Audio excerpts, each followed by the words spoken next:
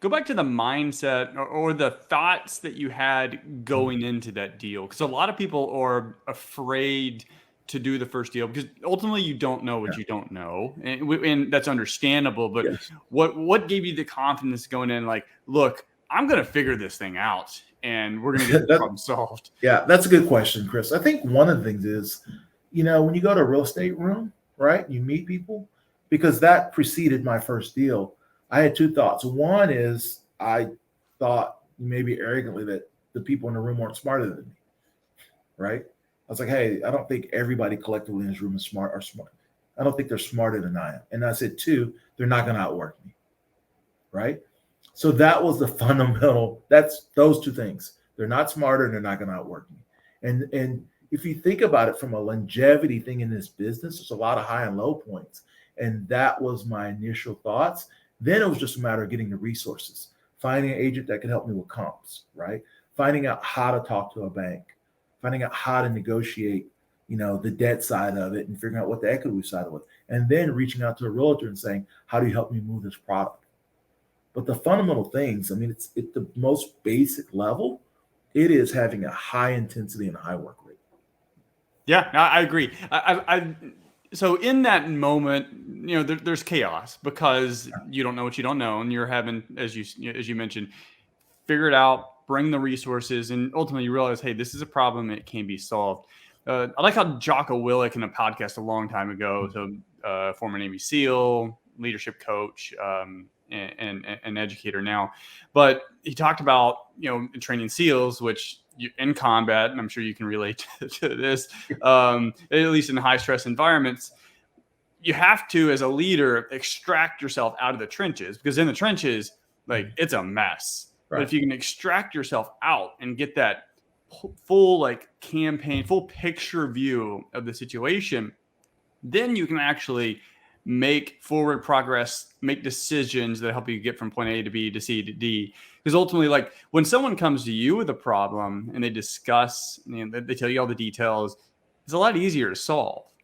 But when you're in that same problem, it's different until you can pull yourself out. So it seems like that's what you did. You were like, hey, look, one, you're an educated man. You can figure it out. And then two, what I don't know, I'm going to get the resources because this is a problem. It can be solved. I feel like I'm wrapping vanilla ice here. And I think, too, one of the things is it's good to have someone with a peripheral view of what's going on, because in that situation and moment, it's easy for someone to make short-term decisions that don't get you to where you want to be. Yeah. It's almost like you're navigating, right? You're going out, you're walking through the woods. You're like, hey, I think it's that way. Or I think I see mountains and a draw to my right and left, and I'm going to turn. Right. But when you have someone who's outside that situation and they can objectively look at it, they can provide you with solutions that get to the long-term path. And that's if you're distressed selling a condo, that's if I'm looking at a land deal, that's if I'm trying to do a rehab.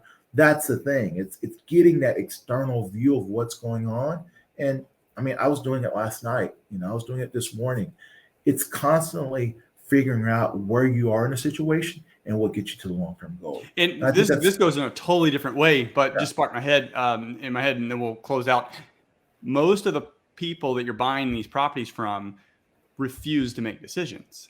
So they were in your situation where they were heading towards a problem, which you chose the problem because you want to buy the property, but they refused to make decisions. And then, or they delayed so long to where the decision now, like the options are less. Like if you know you can't pay your bills and you don't see an outcome that solving sooner, in today's market, you could sell it and probably make a nice profit. But if you wait to that last minute, there's a lot fewer people. But Chris, it's not always that, right? So we have a saying in our company, and it's not original by any stretch.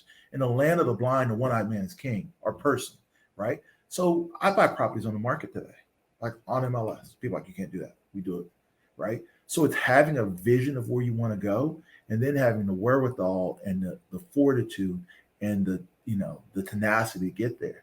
And so it's not always the stress. I mean, there's guys that buy stuff that do development and a lot of other things. So I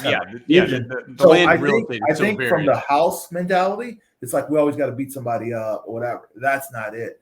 It's just having a vision of where, like you have a vision of where you want to take your company and knowing that path. And it's not always distressed. It's not always wholesale. It's not always rehabbing. It's just having a vision and getting there and being consistent. And I think that is what the thing that transcends styles or Yeah. transcends Agreed. markets.